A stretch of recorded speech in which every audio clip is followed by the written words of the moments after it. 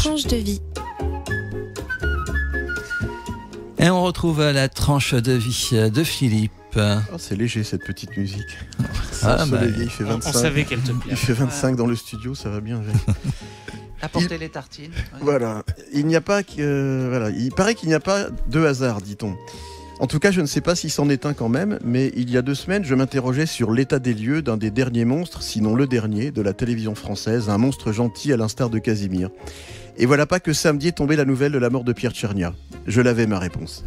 Le genre de nouvelle qui vous fait faire un grand bond en arrière, vers ces années insouciantes de notre enfance jusqu'à nos années d'adultes, de grandes personnes.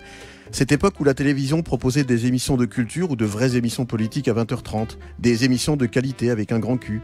Maintenant, il y a encore quelques rares émissions de ce genre, mais leur cul est plus fade et sans le réchauffer. En tout cas, ma consolation samedi était de savoir que non, il n'était pas mort seul et abandonné de tous, il avait au moins une famille puisque c'est elle qui avait annoncé sa mort. La saga des 7e art, 7e case, l'ami public numéro 1, SVP Disney, Monsieur Cinéma, puis Jeudi Cinéma, puis Mardi Cinéma, accompagna toutes ces années avec toujours Pierre Tchernia aux manettes. Puis il revint nous parler dans L'étrange lucarne avec sa voix. Ah, la voix de Pierre Tchernia, entouré d'enfants de la télé. Il racontait que le surnom de Monsieur Cinéma lui avait été attribué à tort, puisque c'était en fait le nom du gagnant de ce jeu télévisé. Mais je crois que finalement il en était heureux à juste titre. C'était pour moi un touche-à-tout, peut-être pas de génie, mais d'une curiosité, d'une facétie et d'une autodérision rafraîchissante. Il n'y a qu'à le revoir dans une de ses autoparodies avec José Garcia sur Canal avant que la chaîne ne perde son plus. Il a tout de même côtoyé la bande Adéry, Goscinny, Uderzo, Disney, Serrault bien sûr et tant d'autres. J'en profite pour dire à nos jeunes générations, pour qui Goscinny, Uderzo, Serrault évoquent quelque chose mais qui ne connaissent pas Robert Derry, d'aller se payer la curiosité d'aller voir des extraits de ces films sur Internet. Notamment, il y a un excellent extrait du film du Petit Baigneur. Et puis ce bon Robert Derry emmena tout de même sa troupe triompher à Broadway. Bref, notre ami public numéro 1 travailla sur des scénarios de Derry, Allez France, la belle américaine, avant de se lancer lui-même dans la réalisation. Si je vous parle de Monsieur Martinet de la famille Galipo, ça ne vous évoque rien ? Ne me dites pas que vous avez jamais vu Le Viager tout de même. Un film sur une idée qu'il eut avec Goscinny dans un train qui les emmenait en Belgique, juste pour l'anecdote.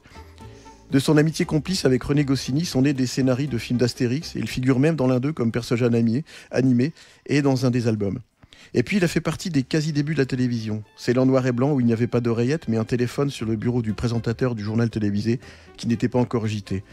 L'époque où il n'y avait qu'une seule chaîne de télévision, où des speakers à la voix encore nasillarde nous racontaient les rentrées scolaires, les nouveautés de l'électroménager, le gala de l'Union des artistes, présenté aussi par notre Pierre qui est aux cieux, le festival de Cannes pour revenir dans le cinéma. L'époque où il y avait de vraies stars, de vrais mythes vivants.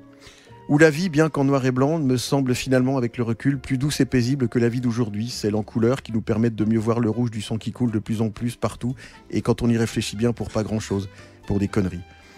Bon, je suis pas en train d'entonner le traditionnel et nostalgique c'était mieux avant, je tourne juste une page d'un livre d'images, de belles images, en réalisant que cette fois-ci, la page tournée est la dernière et qu'il est maintenant temps de refermer le livre. Et maintenant, comme disait Tchernia quand il terminait l'interview de son invité pour commenter les sorties des nouveaux films, et maintenant l'actualité cinématographique reprend ses droits.